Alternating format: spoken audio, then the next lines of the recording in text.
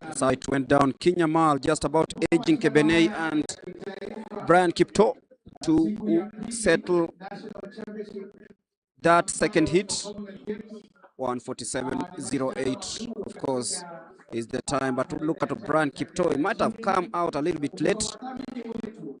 And so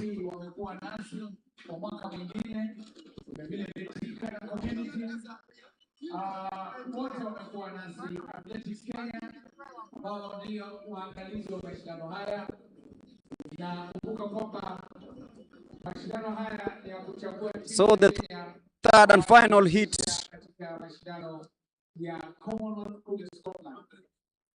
Abednego Cheruiyot, Hilary Keter, Kelvin Loti, Brian Masai, Silas Kipkorir, Alex Kipngetich Ngeno, Kevin Kimutai, and Larry Marin.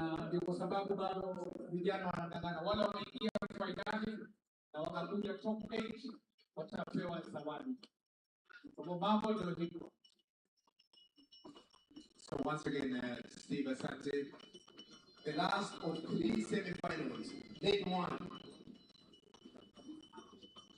Abednego Cheruiyot. 2, Hilary Keter, Kati. 3, Kevin Kimutai Loti, Prisons. 4, Brian Musyoka Masai, KWS. 5, Silas Kipkorir, Central Rift. 6, Alex Ngeno Kipngetich, Prisons. Alex Ngeno Kipngetich, put up your hand. Thank you. Kelvin Kimutai, Western.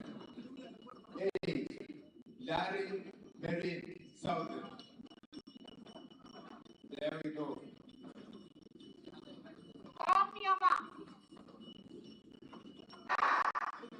Very good. As we set out the final hit of this semi-final, the 800 meters.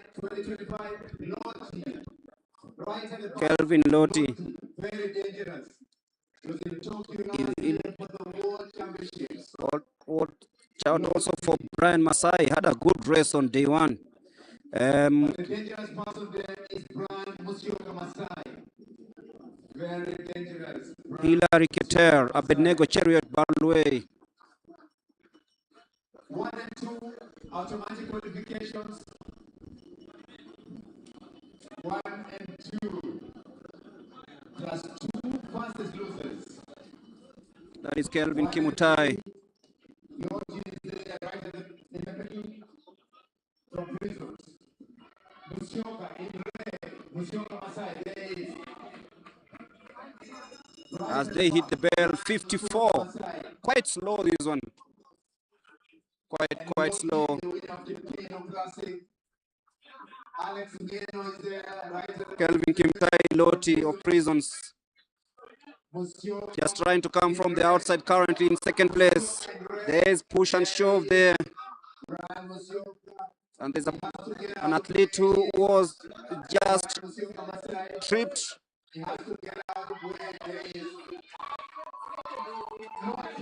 And it's going to be very interesting. Loti, Kelvin, and Brian Musyoka, 2 prison guys, are trying to sandwich in between Brian Masai. It is Loti. He's a man in form. Checks over his shoulder to see where Brian Masai is and wins it comfortably, 146.75. The second fastest time in this semi-final, and claims a spot in the final tomorrow.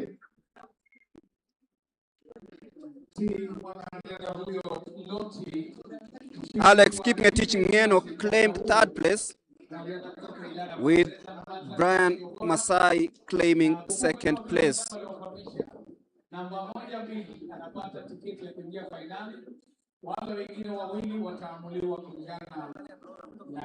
And there was an incident down the track. Brian Musyoka just came from the USA to try and qualify for Team Kenya from University in America.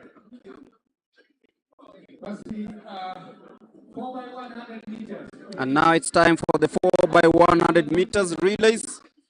A race that will be coming shortly, and then to be followed by the men's race.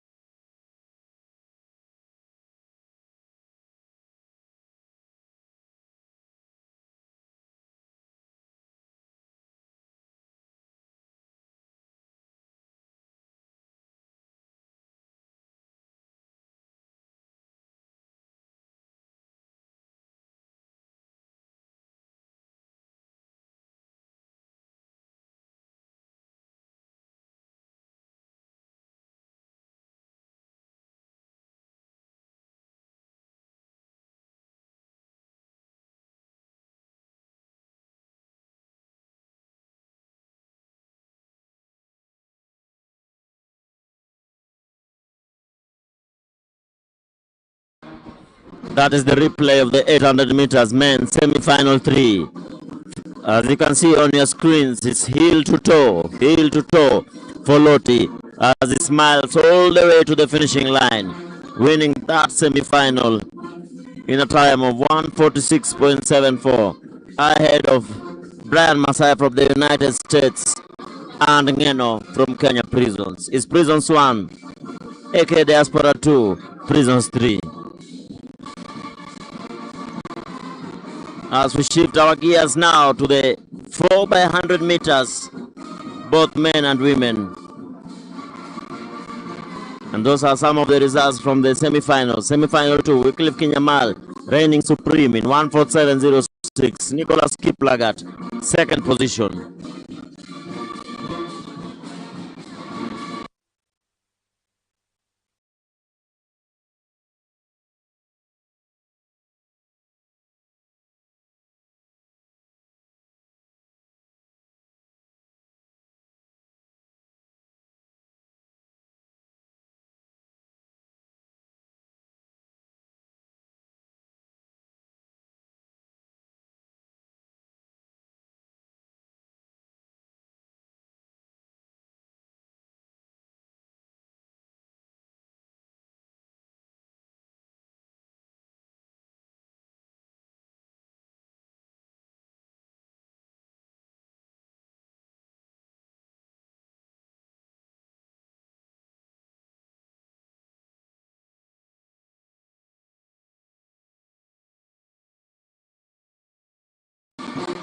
Some of the scenes from the Nyayo National Stadium here in Nairobi.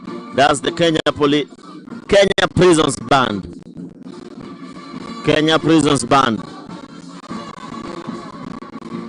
With a host of musical instruments on the bass, on the saxophone. Getting this live from Nyayo National Stadium. Kenya Prisons Band, one of the best bands we have in the country.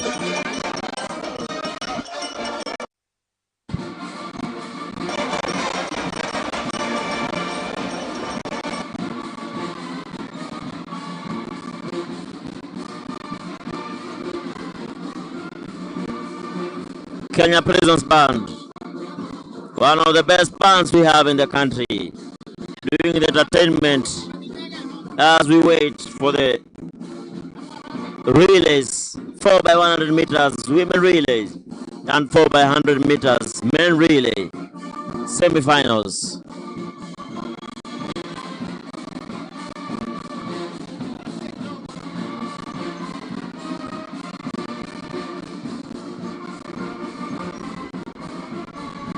Rumba melody is coming down here from Nyayo National Stadium. Kenya Prisons Band entertaining everybody at the stadium as the weather has dropped to around 17 degrees.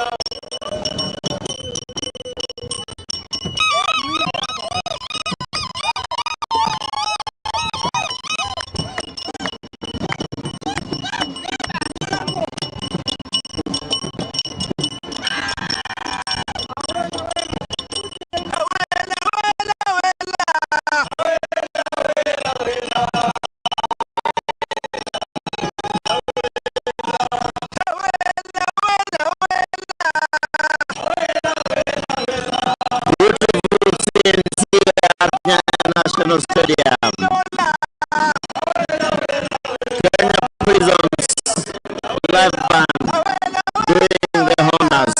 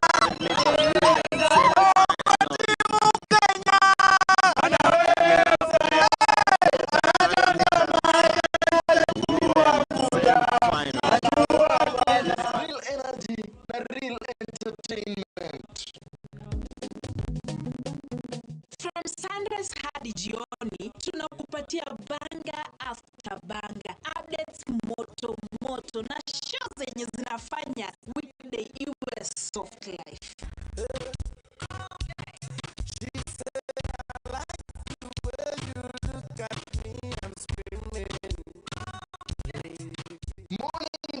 Tunakuasha good vibes, breaking news na hits kali. Mid morning tunakulisha pure fun na conversations za kumake your day brighter.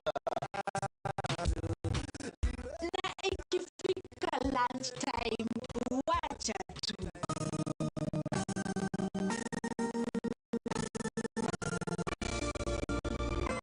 Tunaleta flavor ya city life, trending topics plus exclusive interviews na your favorite stars.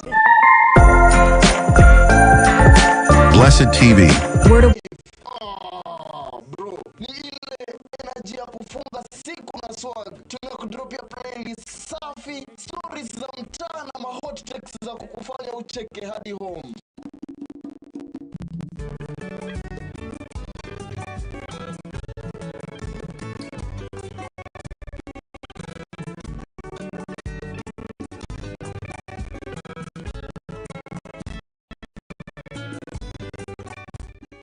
Radio ni zaidi ya station, ni movement, ni culture, ni familia, ni vibe usiyopata kwingine. So plug in, volume up na ujiunge na Hubs Nation. Hubs Radio, Chimbuko la wanahabari wa kizazi kipya. tunawasha Eldoret, Tunawasha Kenya, tunawasha you. Radio Eldoret, tuning good vibes, chimbuko la wanahabari wa kizazi kipya.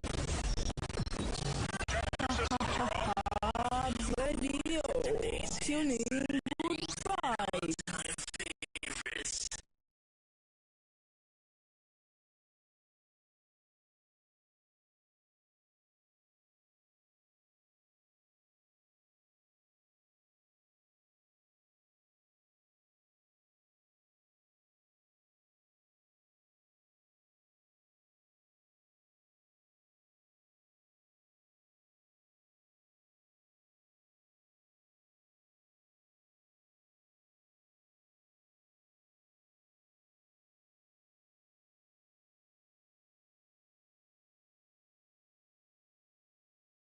In the lead, slowing down just to receive the baton.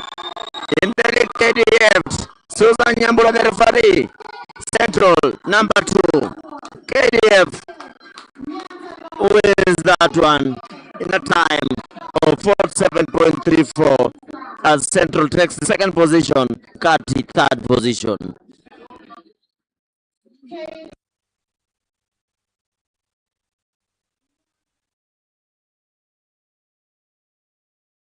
KDF, they still reign supreme. But that one has to change tomorrow if they are going to medal. Kenya Police have a very good squad. Kenya Police, National Police Service have a very good squad. be running in this second semi-final. They have reigned supreme in this event for many years, more than 5 years, back-to-back victories in the 4x100 meters women. Really.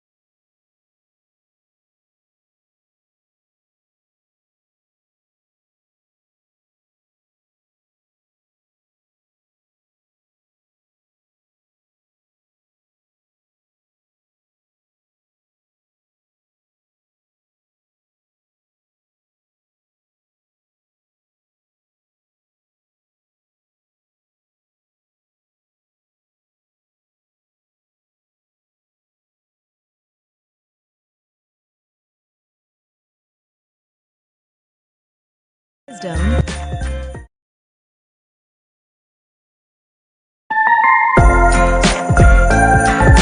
Blessed TV. Word of wisdom.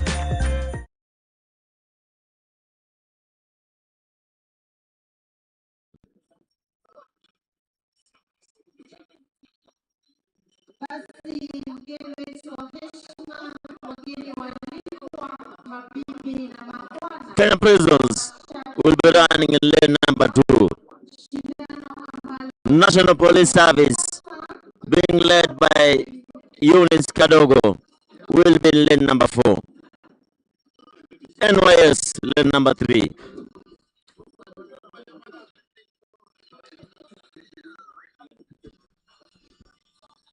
Remember, top 3 qualify automatically to the final. Top 3 automatic to the final, and the fastest 2 losers from the 2 semi-finals.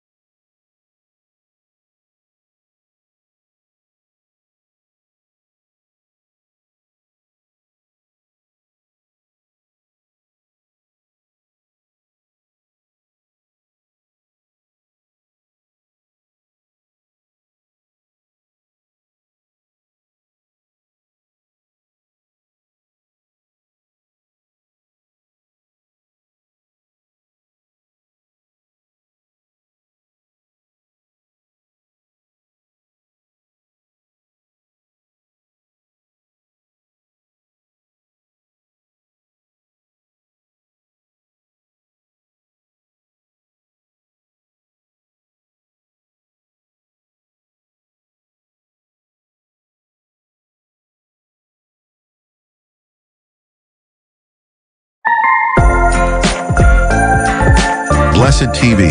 Word of wisdom.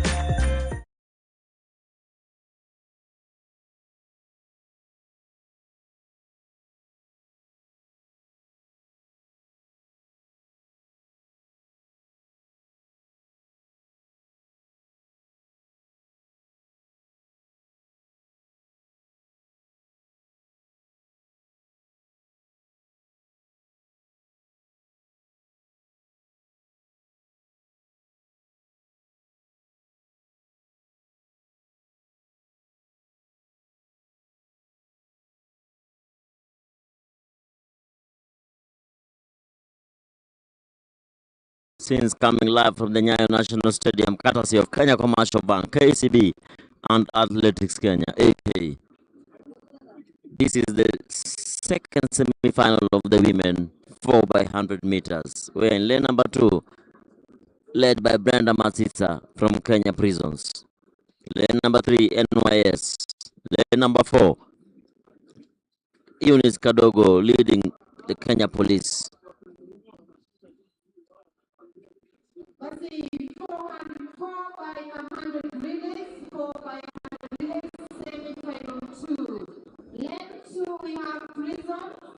Prisons, NYS, National Police Service, North Rift, Nyanza South, Southern in lane number 7.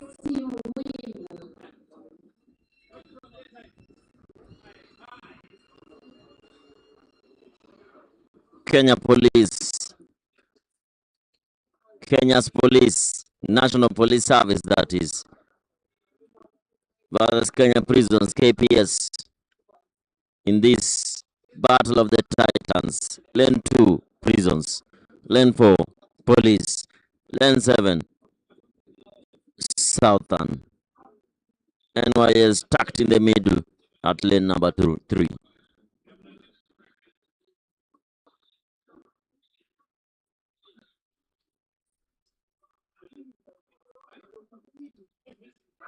Prisons, NYS, Police. Brenda Masisa just going past the NYS athlete, but Eunice Kadogo have a very good exchange there at the backstretch. It is Police versus Prisons. Wafula closing in on the Kenya Police athlete. It's Prisons now in the lead. Yvonne Masisa for Kenya Prisons. Prisons in the lead. Prisons, Police. Prisons in the lead. Esther Bagari being given the baton in top. That's Esther Bagari. Is Prisons winning this one? Taking hold of this particular semi-final in 45.80. Prisons reign supreme. Prisons reign supreme. KPS beat the NPS. Kenya Prison Service beating the National Police Service. As we move over to the men's semi-finals.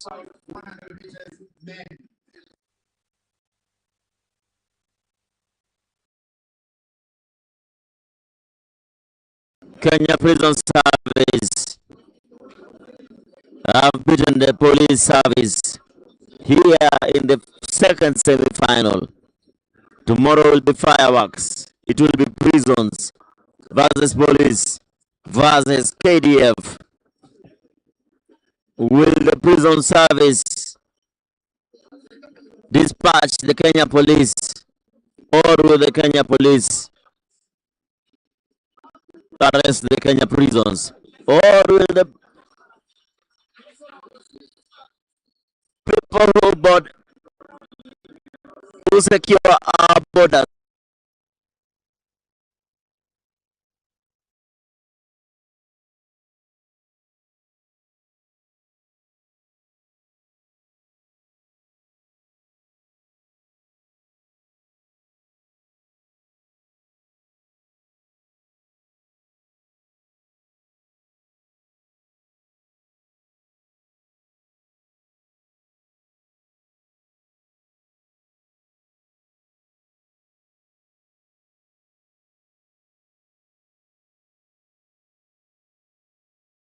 four by 100 meters. Lane 2, NYS. Lane 3, Central. Lane 4, Prisons. Lane 5, Western. 6, Kati. 7, North Rift. NYS, Central. Prisons. Western. Kati. South Rift. Martin Juma leading this particular one for Kenya Prisons. Prisons, lane number 4.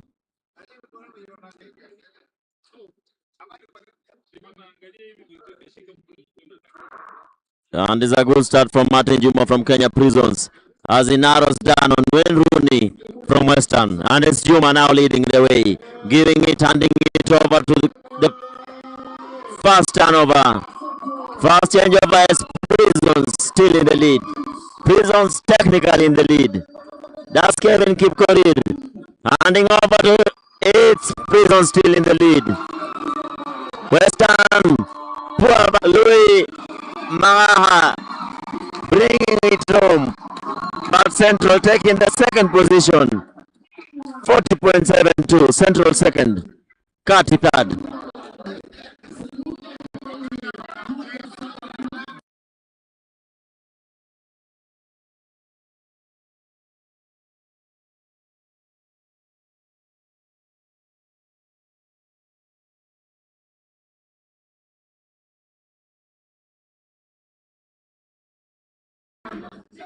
Finished.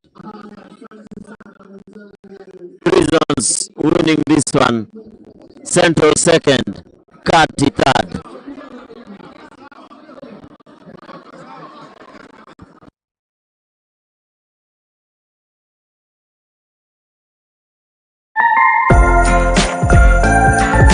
Blessed TV. Word of wisdom.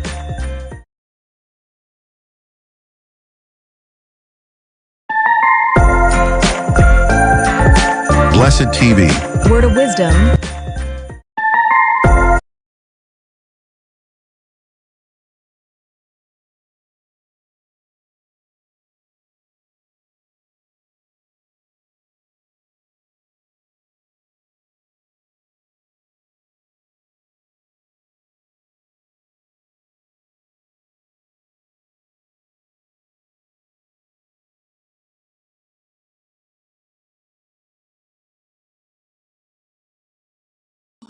Four by 100 meters relay for the men. Second semi-final is Southern being led by Kimeo, lane number 2.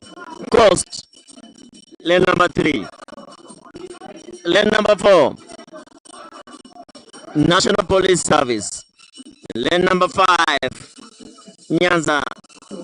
And lane number 6, Eastern, being led by Martin Tyson Juma in lane number 4. And Kimeu, the 400-meter athlete, starting for Southern in lane number 2.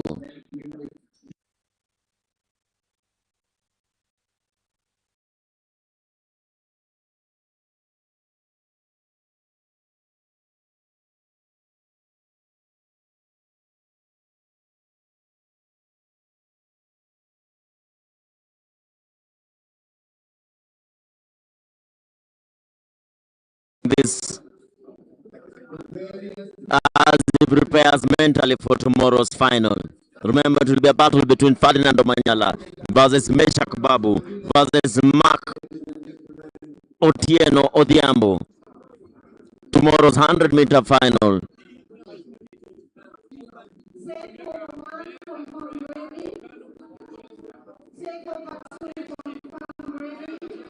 Otieno watching this relay from the sidelines.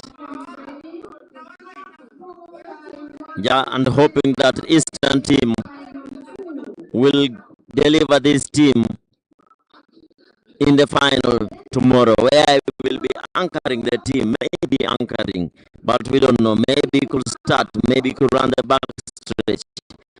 We never know where we will run, but focus for Marco Tieno is tomorrow's final, where I'll be battling out with Meshak Babu, Ferdinand Omanyala, among other athletes.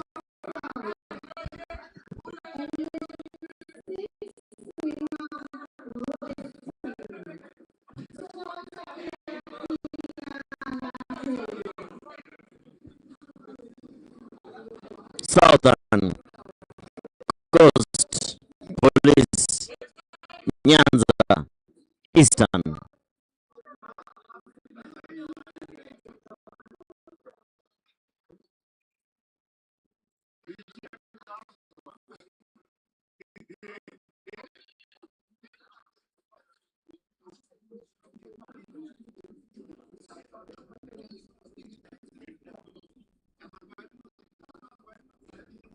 Wasike leading the men from the Kenya Police. Tries on Juma for Eastern.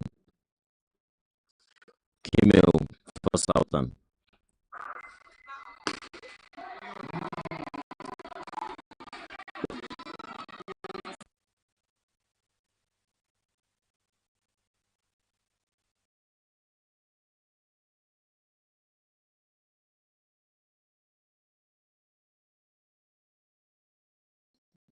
Here at Nyayo National Stadium.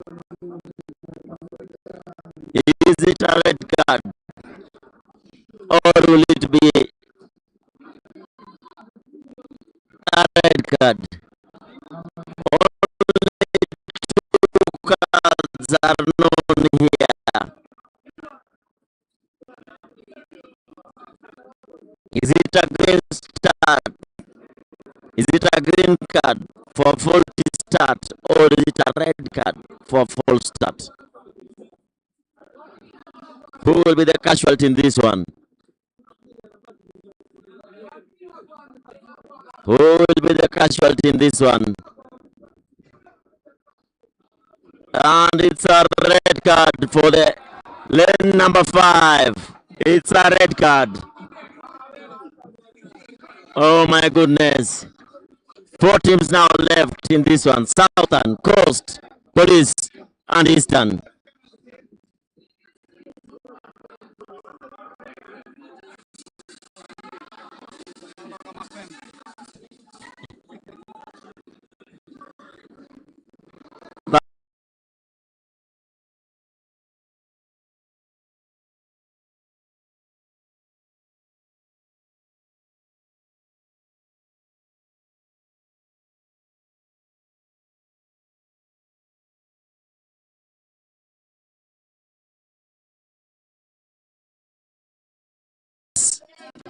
Being led by Justin Isaboke.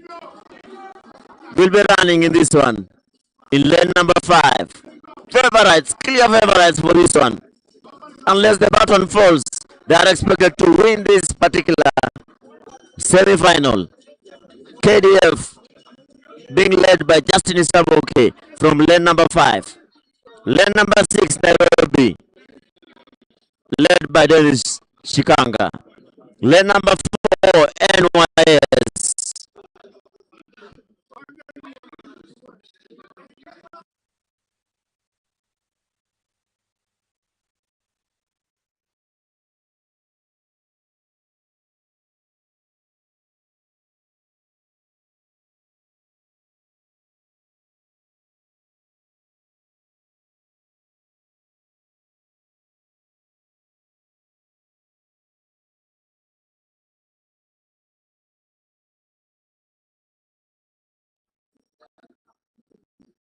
Taking it to Meshak Babu. And finally, Steve Onyango. What a powerful team.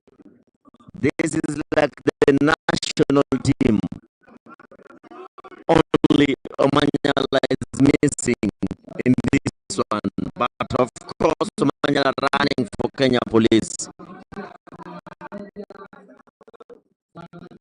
It's Isaboke, one of the best starters we have in the country. Ekwam, Meshak Babu, one of the best cab runners we have in the country. And Steve Onyango, one of the best anchor leg runners in the country. This is the national team, to say the least, running for KDF. Clear favorites to win this. Unless the button falls on the ground. I do not see an upset. Saboke, Ekwam, Babu, Steve Onyango for KDF.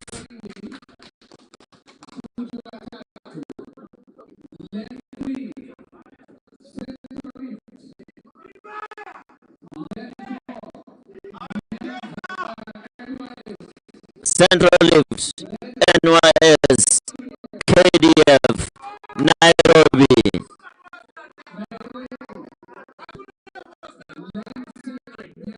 Nyanza North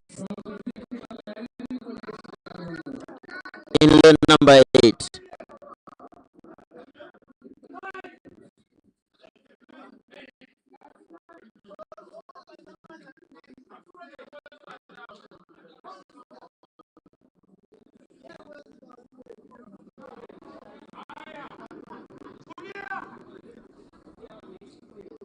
Lane to watch, lane number 5. Kenya Defence Forces, the reigning national champions in the 4x100 meters. There we have it, a very good start from Isaboke as he closes in so nicely on Shikanga. And it's Ekwam the baton. Ekwam. KDF. KDF Emirates. To Meshak Babu. Babu gets the baton from Ekwam. Is this going to be a 39 seconds or 38 seconds? Babu to Steve Onyango. Oh my goodness. This is a training session for KDF. 39.59 seconds.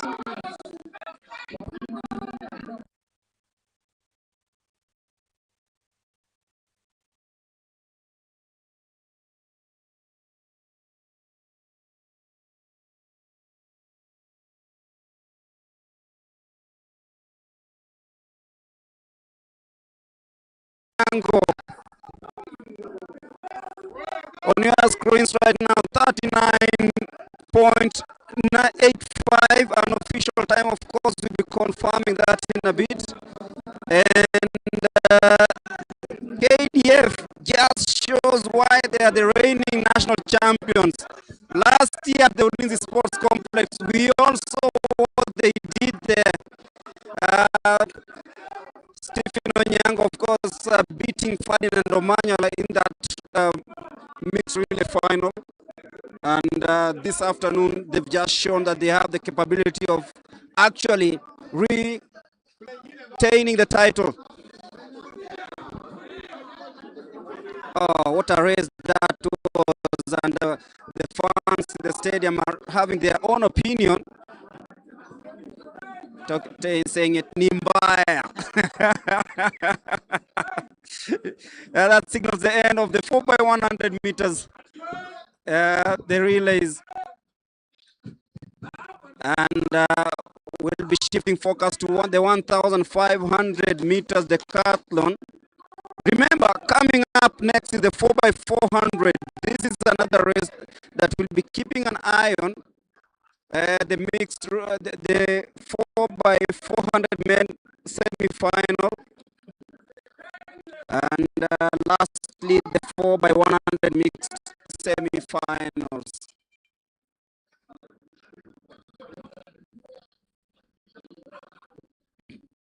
But if you are joining us right now, we are ready for action, and this is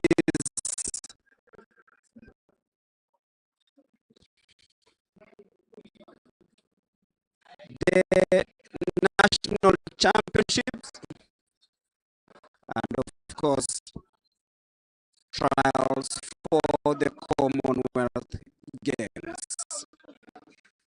So the decathlon 1,500 meters, Gilbert Koech, Edwin Kering, Edwin Kipchumba, Cosmas Kibet, Obimakel Muhando, Bismarck Soy, Stephen Yes,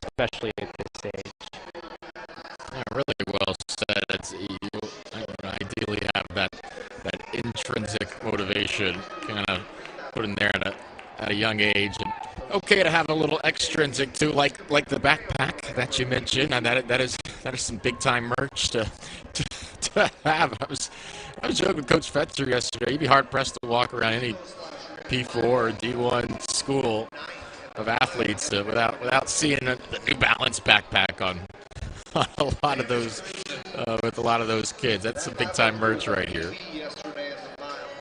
It's amazing how long those things go. I've been at professional meets where athletes are still carrying around their New Balance backpack. There's usually some good memories associated with too. Especially, I love the relays. Especially, that's my kind of favorite event for middle school, high school athletes. To kind of take the individual result out of it, you focus on the team and doing something hard, but a good challenge with your friends. I think that's a really cool thing that. Not to get too philosophical, but our world is starting to lose a little bit. Teenagers doing something that's a big challenge and doing it with people. And relays are a really good opportunity for that. You get some memories there and some friendships that can last ages. I've seen high school relay teammates in each other's weddings 5 to 10 years later, and that's just a really cool thing that transcends the sport. Hayden, I just had to retire the collegiate athlete backpack last year after 10 years of admirable service, but I suppose when you enter your 30s, it's time anyway to send that backpack to the closet. I'm surprised it lasted that long, although I will freely admit that I still am wearing plenty of the free clothes I got in college. Yeah. If it's free and it doesn't have holes in it, or as long as the holes aren't too visible, I can still wear it around, relive the glory days as I go jog 20 minutes. We're on the same wavelength there. Love that. Emma Pham has taken control of this race.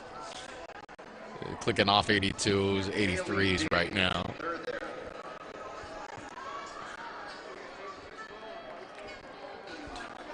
Let's keep an eye on the clock here, guys. Again, that record 10-3. You hear in the background of the meet record of the times. 9:30 with a lap to go for Emma Pham, who puts together another 83 on that last lap. In the middle of the record, 10:43. So this could go down with a 73. That'd be difficult. She's been running 82. But in the ballpark here. Put the hands together.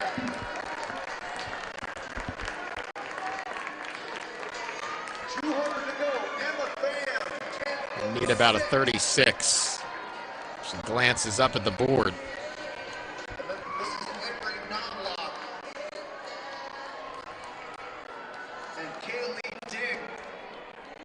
It's still, even if she doesn't get it, still impressive in the fourth section, not even the fifth. So really threading it. It's going to be just over by a couple of seconds. Emma Pham of Seven Locks Swim Club. Very impressive effort here.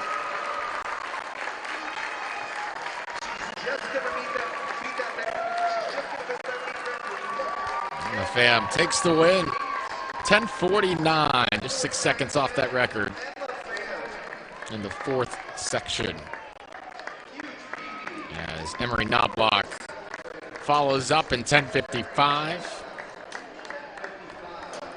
Brooke Nelson, third in 11:03. Really good running. Emma Pham runs for the Bullis School. Of course, has some pretty significant history at this meet, to say the least. Best news is there, you're in heat 4. There's a heat after you. You missed the meet record by just a little bit, but she's a 7th grader. Odds are we'll see her again next year, even faster, even stronger. But that was some really tough racing there, some good negative splits the last couple laps, and doing most of that race solo, a very challenging thing to do in a 2-mile race, especially at that age. Bright future for the young lady. Yeah, 3 of the top 5. Blessed TV. Word of wisdom.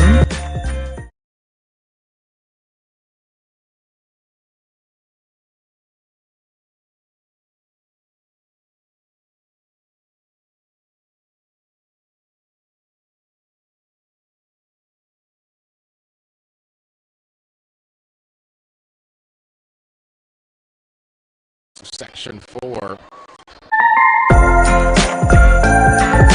Blessed TV. Word of wisdom. Blessed TV. Word of wisdom. Blessed TV. Word of wisdom. Blessed TV. Word of wisdom. Blessed TV. Word of wisdom. Blessed TV. Word of wisdom. Blessed TV. Word of wisdom. Blessed TV. Word of wisdom. Blessed TV. Word of wisdom. Blessed TV. Word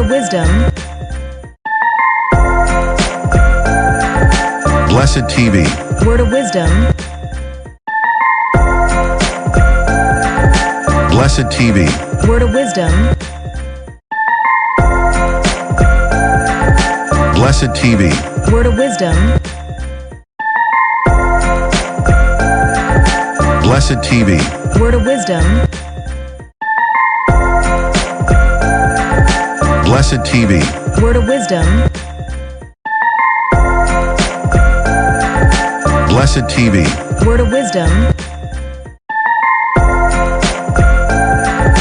Blessed TV. Word of wisdom.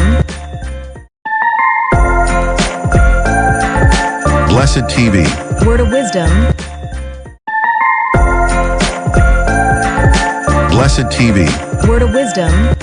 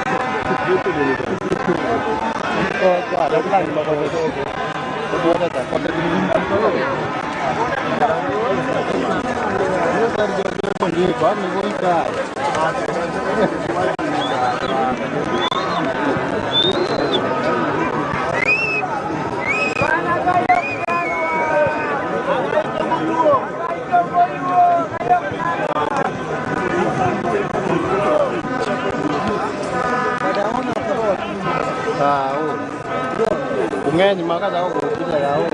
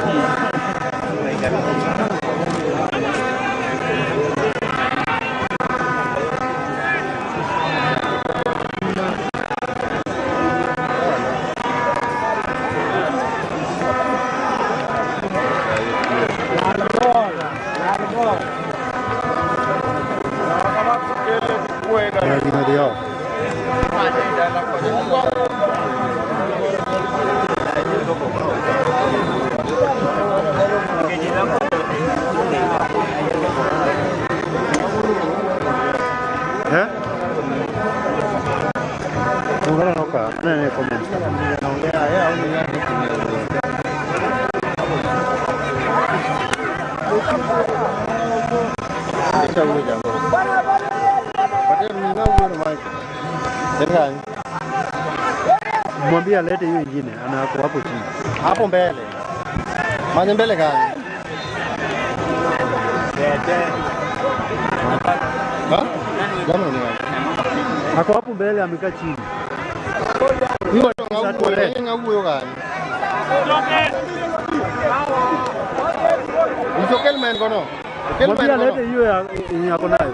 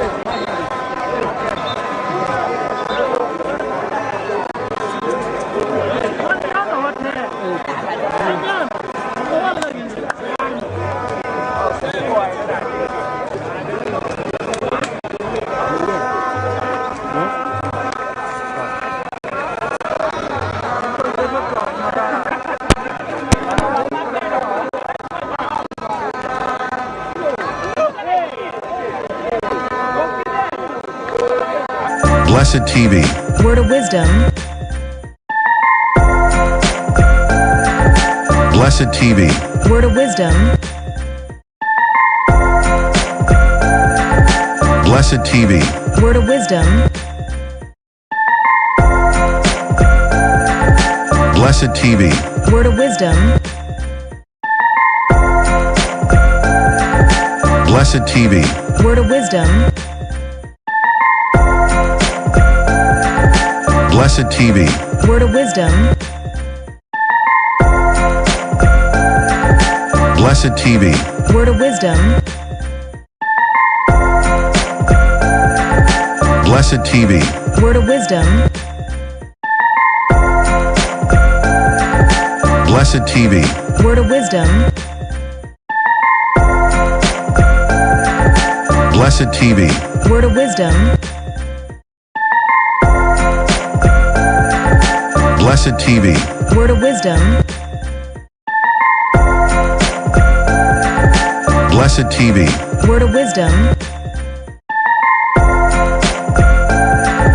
Blessed TV. Word of wisdom.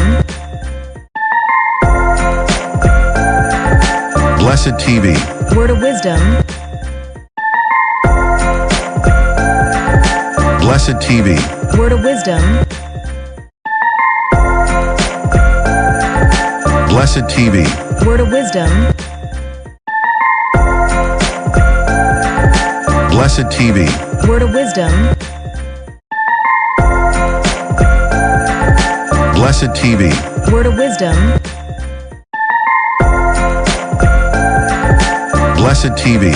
Word of wisdom. Blessed TV. Word of wisdom.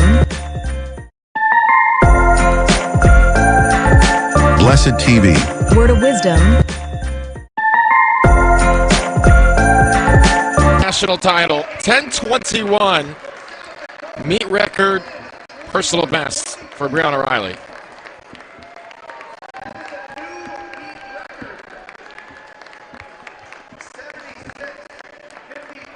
Well, AJ, we predicted it. No surprise, of course. She already had the #1 time in the U.S. coming in, so it didn't take a crystal ball to see this meet record coming from Brianna Riley. New middle school 2-mile meet record, and a handful of other ladies under that time as well. We have 5 athletes actually under the former meet record.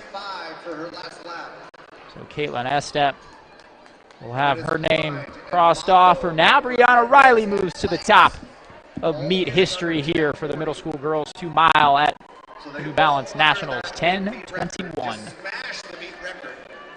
That was kept by Caitlin Estep 2 years ago.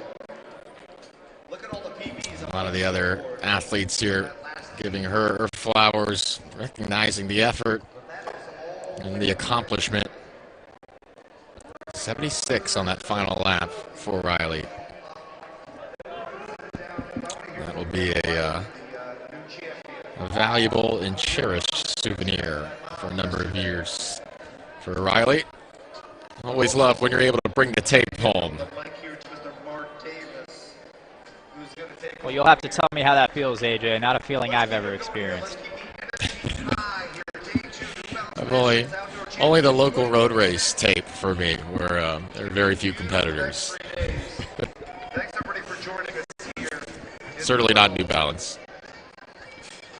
We'll talk with Brianna here in just a moment as the freshman boys get set for the first of 3 heats.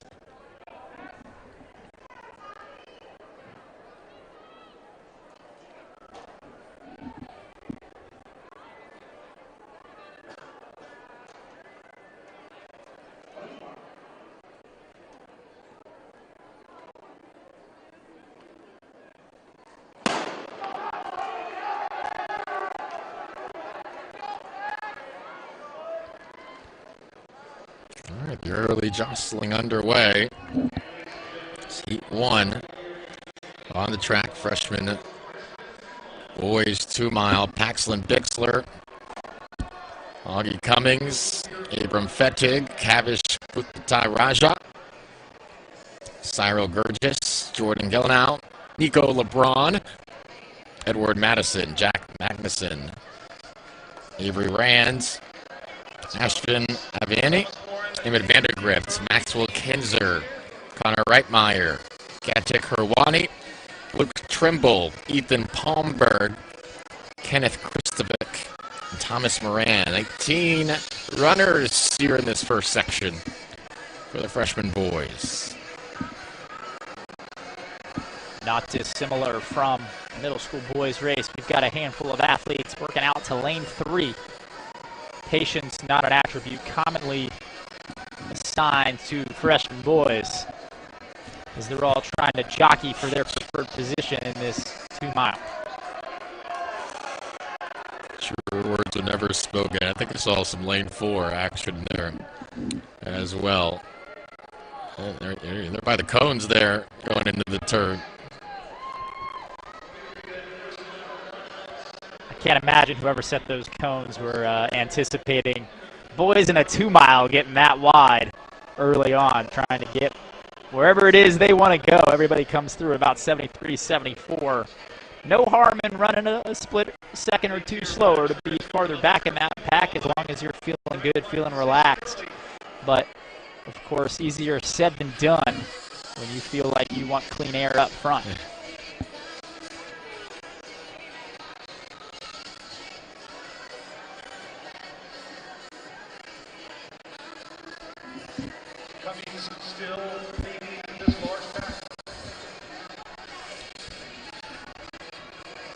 So making their way to the 800-meter mark in this first section of the freshman boys 2-mile.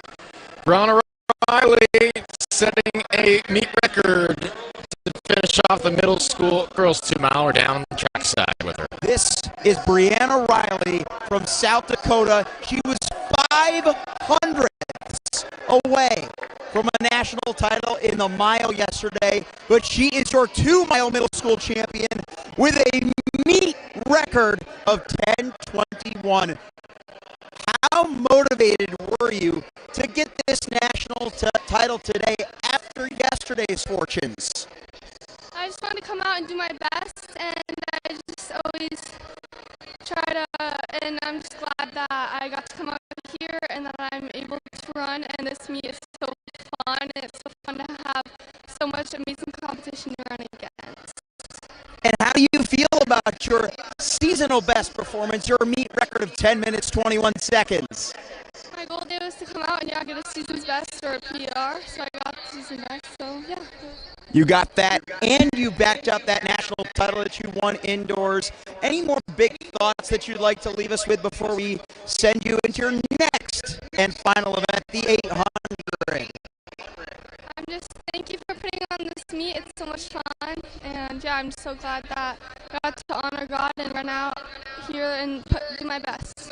All glory. Thank you so much. Brianna Riley, everybody, your middle school 2-mile champion, a 20+ second meet record. Give it up for her.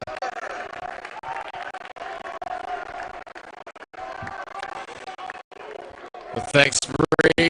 Just kind of ho-hum, business-like performance. They had a good time out there. I love her demeanor, right? Just not overwhelmed by the moment. Just grateful, thankful to be here, and just excited for what's coming up. Impressive young athlete there. Really well-run race from her. It's one thing to run a fast time early season. It's another one to come back on a stage like New Balance Nationals here at Franklin Field and improve your best, setting a meet record. That will be a race that you remember for a long time to come, I'm sure.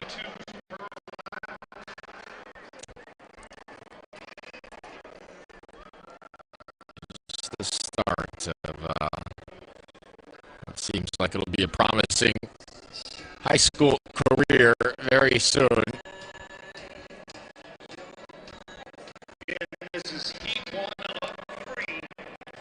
Kenneth Kristovic, Ethan Palmberg, Gatic Kerwani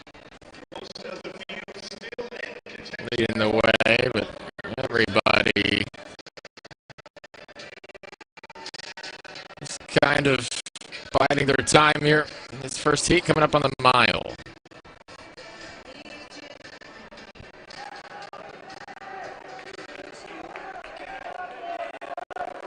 Still a couple of lane threes going on. Everybody getting used to running in a bigger pack. I will say that is probably one of the biggest challenges at a meet like this for these young athletes. If you're coming to Franklin Field to run in this national caliber event, you're probably used to winning almost every single race that you run, or maybe second or third, but not too far back. You're used to doing a lot of running by yourself, maybe one or two other guys around you, but then you show up here and every single athlete in this field is the best from wherever they are coming from. So next thing you know, you're coming through the mile mark like this, and you got 15 guys all in the pack. Not something that these guys are used to experiencing. So finding that patience to tuck in, getting comfortable running side by side with people, knowing that you can be far back in the pack and still be in a good position to run a solid race as these guys continue to watch professional races. I can point back to a guy like Cole Hocker who sometimes sits back in that middle of the pack, gets used to kind of being hidden, if you will, runs with patience, and then sure enough, when his time comes, he wins races.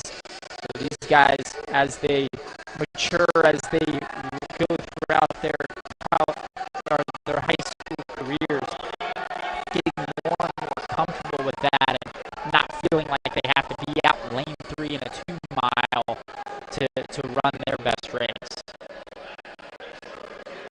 Yeah, to the extreme of that point, just think of the many races we'll see Jakob just sit in the back, 5 meters off last place.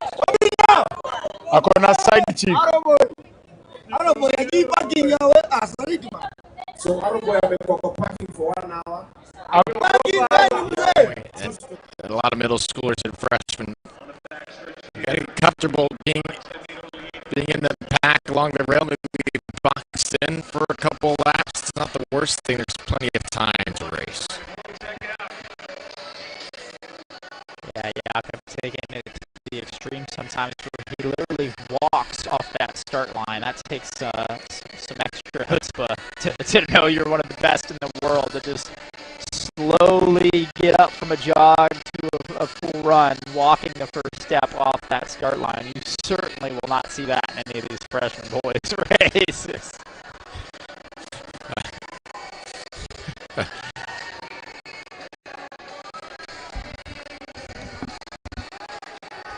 Starting to see the move here. Couple laps to go. 800 left. Bixler, Russia Raiders, followed by Herwani, Pennsylvania native, and then Luke Trimble, Bishop. So if the fans want to hear one from you, Shakib, please talk to the fans. Madam, hey. Only English. Madam, Banam, relax. Only English. Manange. Jua Kiswahili kidogo kidogo. Kidogo kidogo hicho sasa.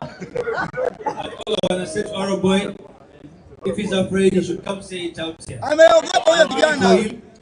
If he's around, then let him come here.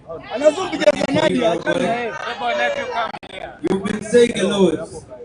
Come face me. I'm in Kenya. I'm in Nairobi. Buziza moyo. Love you, Kenya. Hizo ndio nini? Ati I love you too. Upendu wewe. Ni Kenya. Ati I love you too. Wewe ni Kenya.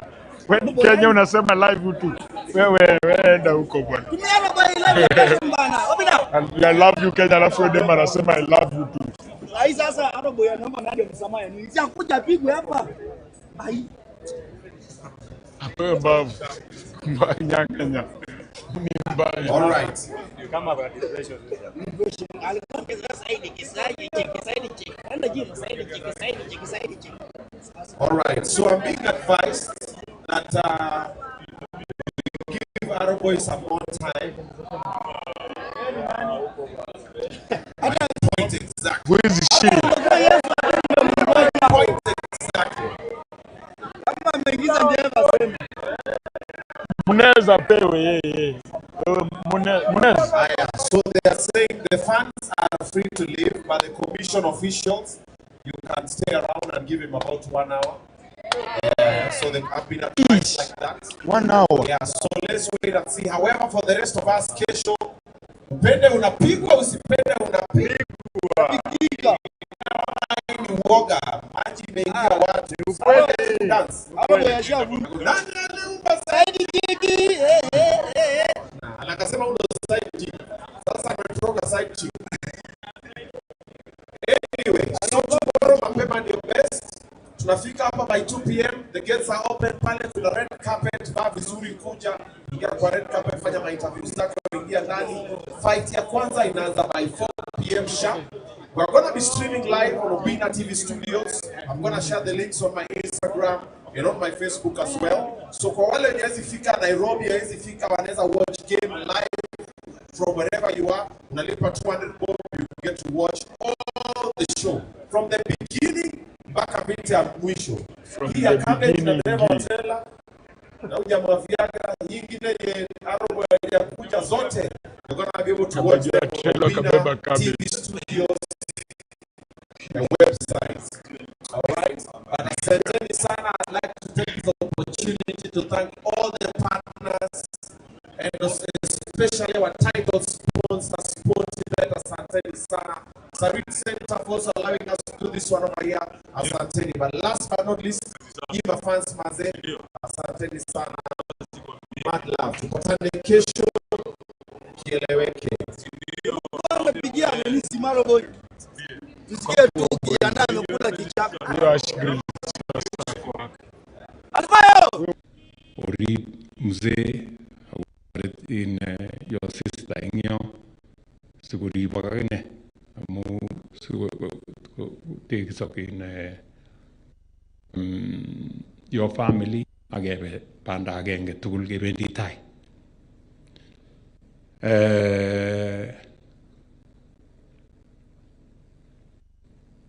kemwa komie in Alex ile cham koribe mama kabisa in Arab Koske koribe kotebi ak sut ne kararan kobirchin bas mameche ama kosiryo si bemet kongoi mising. Mungu awabariki.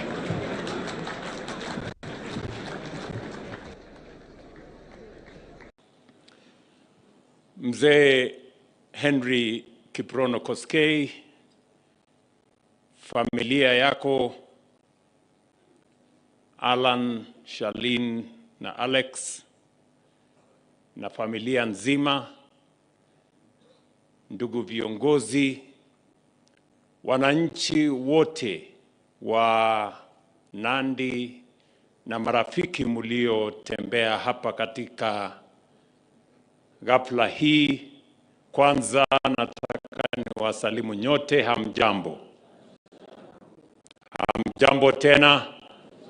Chamgei. Kwanza mimi naleta rambirambi zangu za familia yangu na kutoka serikali yetu ya taifa la Kenya kwa mzee Henry Koskei na familia yake, tukisema pole sana kwa kumpoteza mama wetu Zipora.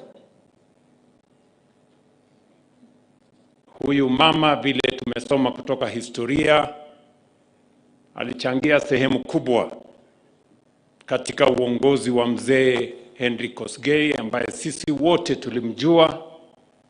Mimi nilimjua Henry Koskei nikiwa primary school. Na alikuja pale kama good primary school tukamuimbia.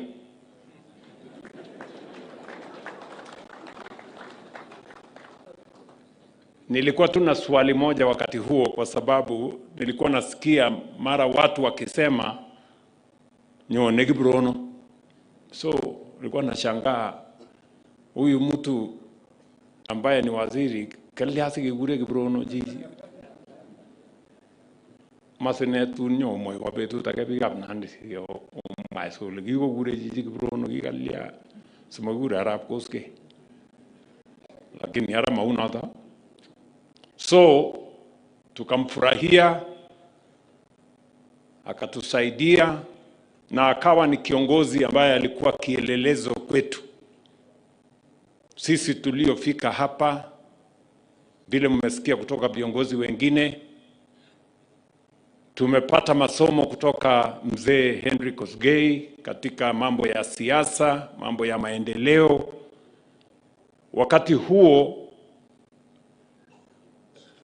Henry Koskei alikuwa anaitwa bwana maendeleo. Anagiugure ne? Unaona? So tukawa tunazoea na kuelewa mambo ya uongozi kutoka kwake. Na vile Alex amesema hapa, kulikuwa na mama nyuma ya huyu mzee ambaye alimpanga. Vile mmesikia nguo anavaa, suit, napiga pasi nguo, nampangia maneno, na huyo mama ndio huyu leo amelala hapa. Tunasema poleni sana. Mutyo amazing. Nilipata habari kutoka watu wengi wakati mambo haya yalifanyika. Nikapata message ya Alan, nikapata message ya viongozi wengine wengi, head of public service, nani, watu wengi wakanieleza. Na ilikuwa imefika mwisho. Hata ndio mimi nilikuwa kati ya watu nilikuwa nauliza jamii ya mama huyu mzee na watoto wake, hatujasikia mama huyu akiwa mgonjwa, hatujasikia ni mambo gani ilitokea. Lakini sasa tumeelezwa na tunasema poleni sana. Mambo ya ugonjwa ya saratani tunajua imeleta maafa mengi katika taifa letu. Na ndio sababu hiyo hata tukabadilisha sera ya serikali, tukawa na universal health coverage, ambayo kwa sasa ugonjwa wa saratani tumeweka mpango kwa program ya SHA, kwamba mwananchi ambaye anapata ugonjwa wa saratani anaweza kutumia pesa ya SHA mpaka ifike 800,000. Pale nyuma kwa NHIF ilikuwa na maneno. In the last 1 year tumelipa zaidi ya wagonjwa 43,000 shilingi bilioni 9.5 peke yake kwa mambo ya kansa.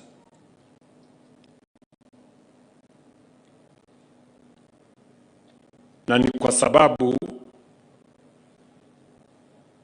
watu wengi wanapata kujua ugonjwa wa kansa ikiwa imechelewa. Na ndio nawauliza sisi pale mbeleni, ni vizuri kila mwananchi uende hospitali ukaguliwe, ndio ugonjwa wa kansa ikipatikana mapema ni ugonjwa ambayo inaweza kutibiwa. Shida ni kama imefika stage ambayo matibabu inakuwa ni matatizo. Kama ugonjwa wa mama Zipora ingejulikana mapema, hatungempoteza. Lakini alijulikana akiwa stage 4, nimesikia kutoka familia, na kwa hivyo ilikuwa imechelewa. Sisi ambao tuko na bahati ya kuishi, nataka niwasihi wananchi wote, kienda hospitali, tafadhali chukua muda mdogo kujaribu kupima kama uko na ugonjwa huu wa kansa, ndio tuweze kufanya mambo ya matibabu mapema. Poleni sana, pole mzee Henry kwa kumpoteza mke wako na mama wetu na gogo ya watoto hawa. Na tumekuja hapa kwa sababu ya kuungana na familia na watu wa Nandi County. Kwa sababu huyu mzee Henry alichangia sehemu kubwa ya uongozi katika sehemu hii na katika taifa letu la Kenya, kama waziri, kama kiongozi, na ndio leo tumekuja hapa kama marafiki. Mesikia Gladys pia amekuja hapa kwa sababu tumekuwa pamoja katika mambo safari hii ya siasa. Na sababu hiyo tumejenga urafiki na watu wengi. Amekuja hapa mzee kusema leo pole sana.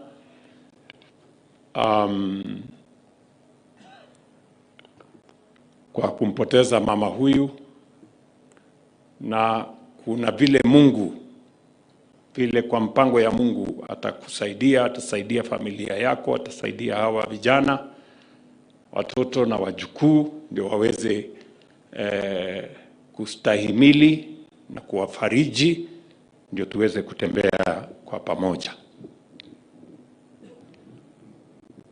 Mambo yale mengine yamezungumzwa na viongozi hapa, ni kwa sababu Henry alijulikana sana kwa mambo ya maendeleo. Na unasikia mbunge wenu hapa anasema, gavana anasema, hawa viongozi wote wanasema mambo ya maendeleo, kwa sababu familia hii ya Henry Kosgei iko na uhusiano mkubwa na maendeleo katika Nandi County na katika taifa letu la Kenya. Hata na sisi tunaotoka kule Uasin Gishu tulipata kumjua kwa ile kazi alitufanyia kama kiongozi. Na ndio sababu hiyo haya maneno yote mmeyasema, maneno ya barabara ambazo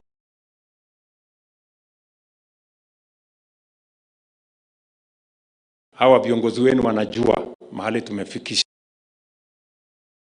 Shilingi bilioni 5 ya Nandi County ya kusukuma barabara zenu.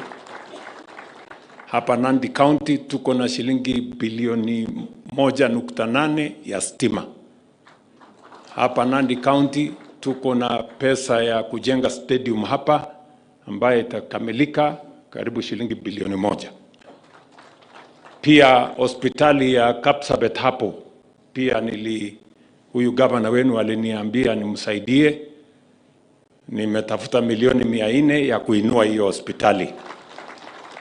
Wakati tunajenga ile ingine Eldoret, tunajenga ingine kule Kericho na zingine, ndio tuweze kutembea kwa pamoja. Vile vile mpango huu wa SHA ambayo gavana wenu wamesema tunashirikiana national government na county government. Kwa muda wa mwaka mmoja na miezi 5, Nandi County tumetuma pesa ya SHA shilingi bilioni 1.6, 1.6 billion ya kulipa mahospitali kwa wale wananchi ambao wameenda hospitalini, na tunaendelea na kazi zile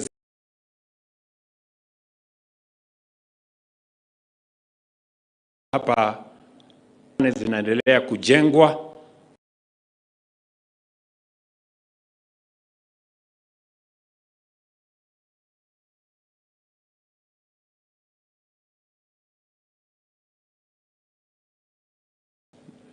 Kapsabet na towns zile zingine. Budget yetu ya Nandi County kujengea nyinyi masoko, tunajenga masoko 15, tunajenga hostels ya vijana zaidi ya 3,500, na tunaendelea na kusukuma mambo ya maendeleo katika sehemu hii, na vile vile tunafanya hivyo katika kila sehemu ya Kenya. Na tunafanya hivyo kwa sababu tunataka kutengeneza taifa yenye iko na usawa. Pale nyuma kumekuwa na malalamiko kwamba rais akitoka mahali fulani maendeleo inaenda kule peke yake. Rais akitoka kona fulani wao ndio wanafaidika. Ndio mlisikia wengine wakijaribu kuongea mambo ya shares, maneno ya ujinga ya mambo ya zamani. Kenya ya sasa ni sisi wote kuungana, kushirikiana, kufanya kazi kwa pamoja.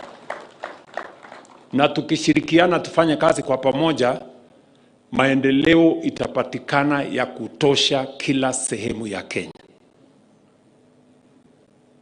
Mimi nataka niwahakikishie, mkiona tumeajiri walimu 1,100 kwa miaka 3. Na tumeajiri walimu kila sehemu ya Kenya. Hii program ya affordable housing inaendelea every part of the Republic of Kenya. Ukienda Eldoret iko na manyumba ghorofa, ukienda Kisumu, Kakamega, Garissa, Mombasa, everywhere. That is how you develop a nation. Na ndio tunaendelea na hiyo safari namna hiyo. Mimi nataka niwahakikishie ya kwamba Nandi County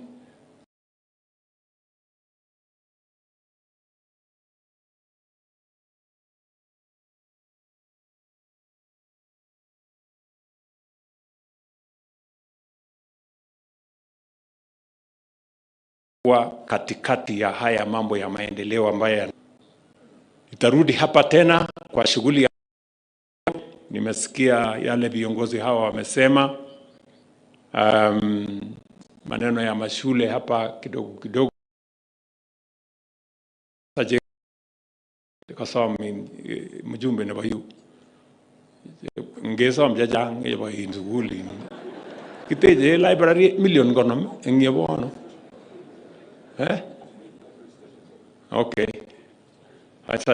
Saje ngwa million kono monyo pjeje suguli jota jo oleji onde taman sugul nige mwanyo inde taman sugul taganyo inde sosom nige mwa nige otesetai kotanyo betut no aga nyege ngalal chikachanga. Leo mimi nataka niseme poleni sana kwa watu wa Nandi County. Tunazidi na kupeleka mambo ya taifa letu la Kenya mbele. Nataka nishukuru bunge, jana walipitisha sheria ya kutengeneza pesa ya Kenya tukienda mbele. Na nashukuru bunge zaidi kwa kuweka wazi na kutoruhusu watu wa porojo na fitina na propaganda waendeshe propaganda zao katika taifa letu la Kenya. Kwa mara ya kwanza waliulizwa kule bunge, kama unasema kuna kipengele fulani inadhuru wa Kenya kwa njia fulani, tuonyeshe kipengele hiyo ni gani. Walishindwa kwa sababu ni matapeli na ni waongo. Na sababu hiyo ndio mimi nawauliza wa Kenya, tusikubali siasa inayoendeshwa kwa chuki, kwa ukabila, kwa fitina, kwa propaganda, kwa kiburi na kwa kugawanya watu wa taifa letu la Kenya. Mimi nawasihi wa Kenya, kila kiongozi ambaye anasema ile anasema, kwanza aulizwe maswali ya ukweli ya maneno yale wanayosema, ndio tuweze kuwa na taifa ambayo iko na msingi sawa sawa. So mimi nawashukuru wabunge, kwa wale wabunge wote waliopitisha hiyo sheria. History will record that when a time was required to stand for country, you were there. Leo kupitia kwa hiyo finance bill tumeongeza pesa ambayo inaenda kwa mahospitali. Shilingi bilioni 21 tunaweka kwa KEMSA, ndio madawa ipatikane katika mahospitali zetu zote. Mnajua tumekuwa na matatizo, wananchi wengi wanaenda kwa hospitali, lakini wakifika hospitali wanaambiwa enda nunua dawa, hakuna dawa. Ni kweli ama si kweli? So ili kukomesha haya maneno ya kukosekana kwa madawa, kwa hii budget tumeweka pesa for the first time, serious resources in KEMSA to make sure that kila county, kila zahanati, kila hospitali ipate madawa ya kutosha, kwa sababu dawa ni haki ya kila mwananchi anapokuwa mgonjwa. Kwa hiyo budget tumeweka pesa ambayo itatusaidia kwa mambo ya kilimo. Nyinyi mnajua mbolea ilikuwa inatusumbua na bei ghali hapo nyuma. Kwa hii budget ambayo imepitishwa jana, nitaweka sahihi next week, tumeweka bilioni 18 ya kulipia subsidy ya mbolea na mbegu. Hapo nyuma tulikuwa tunalipa subsidy ya mbolea peke yake, sasa tumeongeza mbegu juu yake, na tumeona tofauti. Mbolea ikiuzwa 7,000 wachache wananunua, kilimo inarudi chini. Wakati tulipunguza gharama ya mbolea, tukaona productivity ya kahawa, ya chai, ya mahindi, ya ngano, ya sukari ama miwa ikaenda juu. That is why tunaongeza pesa ambayo inaenda kwenye subsidy. Mimi nashangaa wale walikuwa wanapinga subsidy ya mbolea, wanapinga kwa sababu gani? Nyinyi ambao mnapinga ati tuongeze pesa ya KEMSA ndio madawa ipatikane kwa hospitali, mnataka wananchi wafanye namna gani? Kwa hiyo budget tumeweka mambo ambayo itabadilisha. Tumeongeza pesa ambayo inaenda kwa counties by another 15 billion shillings, pesa ambayo inaenda kwa counties, ndio counties waweze kusukuma mambo ya maendeleo pale mashinani, na mambo mengine mengi ambayo tutawatangazia next week kwa ile maneno ambayo tumefanya pale, ambayo itatusaidia kupeleka Kenya mbele, kwa sababu elimu ni kitu ya muhimu. Pia tumeweka pesa ya kutrain na kupromote walimu 1,100 katika taifa letu la Kenya. In the next 1 year, we are going to retool, reskill and promote 100,000 teachers, kwa sababu wanatusaidia kusomesha watoto wetu, na kwa sababu elimu ni kitu ya muhimu sana katika taifa letu. Na shughuli zile zingine zote ambazo tutashirikiana tukipeleka taifa letu la Kenya mbele. Mimi nataka niwahakikishie ya kwamba ile maneno tulisema tukitafuta kura, najua watu wengi wamekuwa wakizunguka, hii maneno William Ruto anasema haiwezekani, sijui ni uongo. Mimi nataka niwahakikishie maneno tulisema, maneno ya elimu tulisema tutabadilisha, tumebadilisha. Walimu tumewaajiri, budget ya watoto wetu kusoma. Wakati nimekuwa rais mara ya kwanza, budget ya elimu ilikuwa bilioni 500.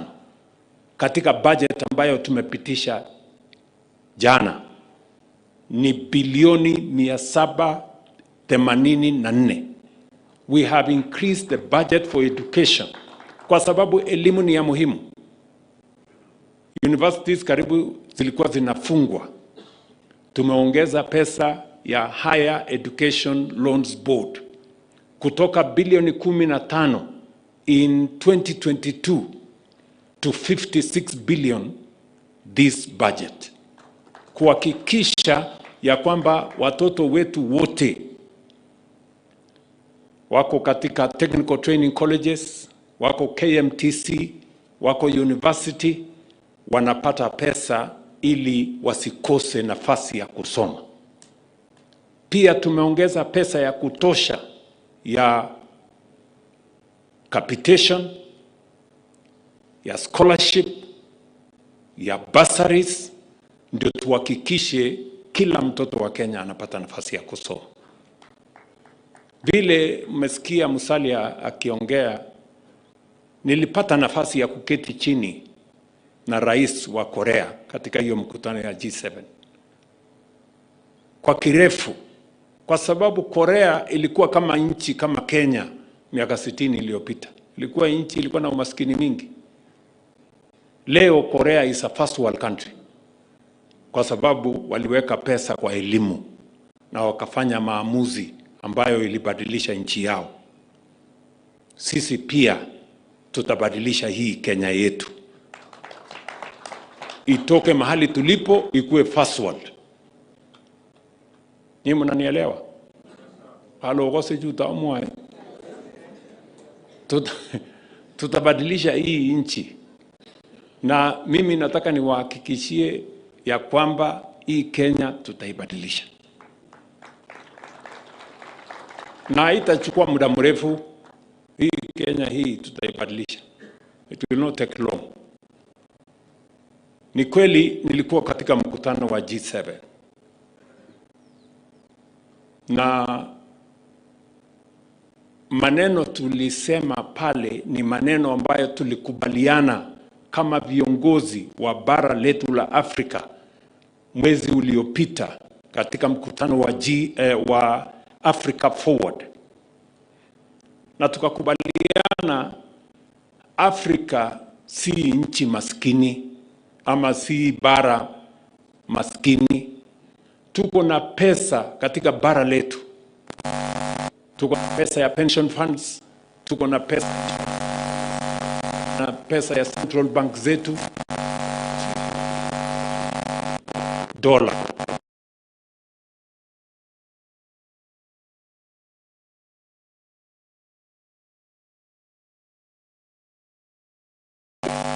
Mwambia wale sasa tunataka kukubaliana na nyinyi, badala ya pesa yake tuweze kuendesha taifa letu na tuende kuendesha bara letu. Nasikizeni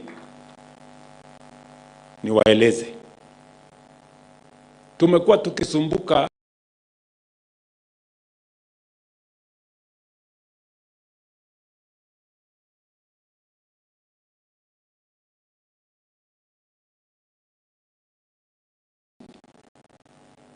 tumezungumza serikali ile ingine, kwa serikali ile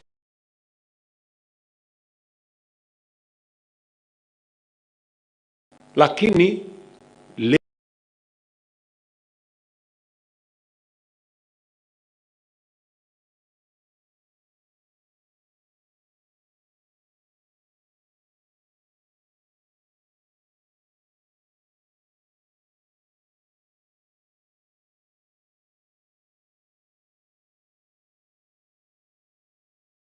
hiyo pesa tumesaidiwa na mtu?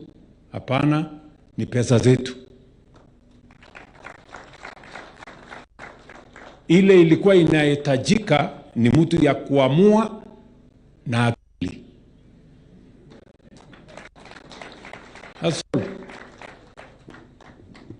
Na hivyo ndivyo tutakavyojenga taifa letu Kenya. Hatuwezi kujenga Kenya kwa omba. Hatuwezi. Tutajenga Kenya kwa akili na kwa pesa zetu. Yes. Na tuko na pesa. Hii Kenya iko na pesa. Msikuwe na wasiwasi. Ile mtu ya kupanga ndio alikuwa amekosekana. Na mimi niko hapa. Tapanga. Nyinyi mnanielewa? Yes. Pesa ilikuwa kwa NSSF. In 2022, pesa ilikuwa kwa NSSF ilikuwa bilioni 312. Na hiyo pesa tumekusanya for 60 years. 312 for 60 years. Kwa miaka miwili, hiyo pesa kwa NSSF imeongezeka kutoka bilioni 312, sasa ni bilioni 680. Kufikia mwaka ujao itakuwa trilioni 1. 5 years, 10 years, hii Kenya itakuwa something else. Kwa hivyo tulizeni boli, mambo bado. Yes. Sio kama tunaelewana.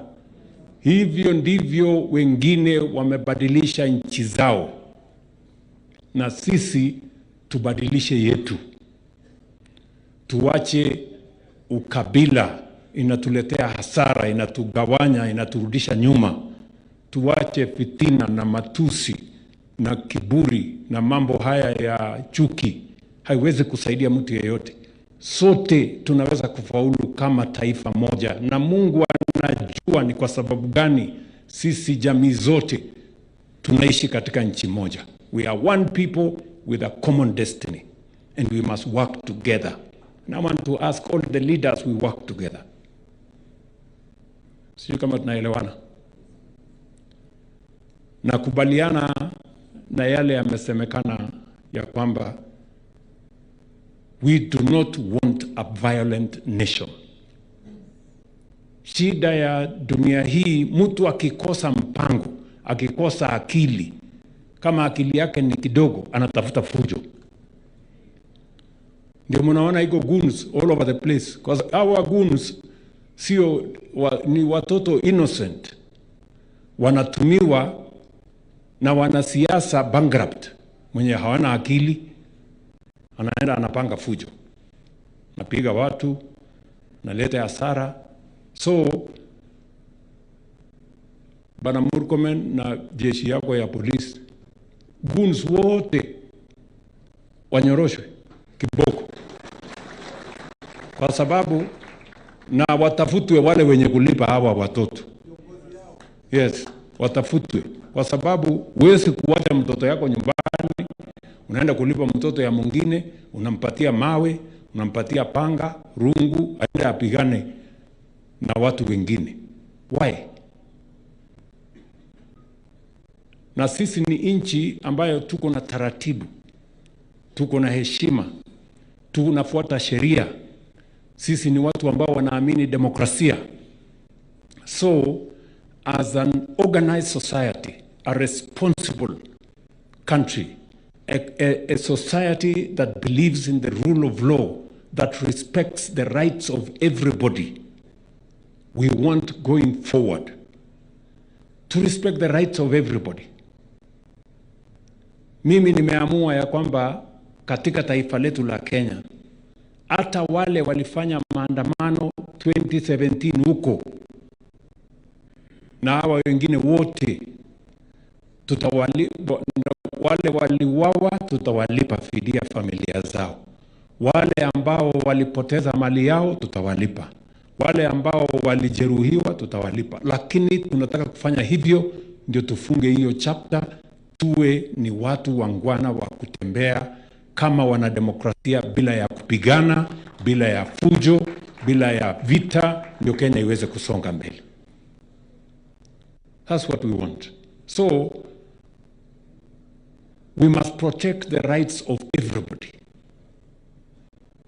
Those who have issues, they want to protest. Those who have petitions, their right is guaranteed. But so is the right of children to go to school. And citizens, farmers to go to the farm, business people to go to do their business, workers to go to work, and everybody must do their thing respecting the right of everybody. One right cannot be subordinate to another right. Sisi wote tuheshimu sheria. Na vile waziri amesema, kama unaenda kwa maandamano unabeba mawe na sijui panga na marungu, wewe si mtu ya kuandamana, wewe tutakushughulikia. Na kuna tafadhali, tutakushughulikia. Yes. Kwa sababu we are a peaceful country.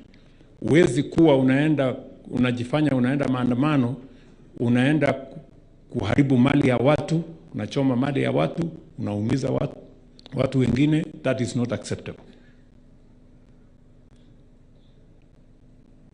Na hawa viongozi ambao wanaendesha hiyo maneno nzuri, kwa sababu uweze kupanga vita alafu ungoje. Lazima we must explain ourselves, how is this thing going to work. So tutaendelea namna hiyo. Na vile vile mimi nataka niwaulize, wakati tunaenda hii safari, tuungane na tushirikiane na tufanye kazi kwa pamoja. Blessed TV. Word of wisdom. Blessed TV. Word of wisdom. Blessed TV. Word of wisdom. Blessed TV. Word of wisdom. Blessed TV. Word of wisdom. Blessed TV. Word of wisdom. Blessed TV. Word of wisdom. Blessed TV. Word of wisdom. Blessed TV. Word of wisdom. Blessed TV. Word of wisdom. Blessed TV. Word of wisdom. Blessed TV. Word of wisdom. Blessed TV. Word of wisdom. Blessed TV. Word of wisdom. Blessed TV. Word of wisdom. Blessed TV. Word of wisdom. Blessed TV. Word of wisdom. Blessed TV. Word of wisdom. Blessed TV. Word of wisdom. Blessed TV. Word of wisdom. Blessed TV. Word of wisdom. Blessed TV.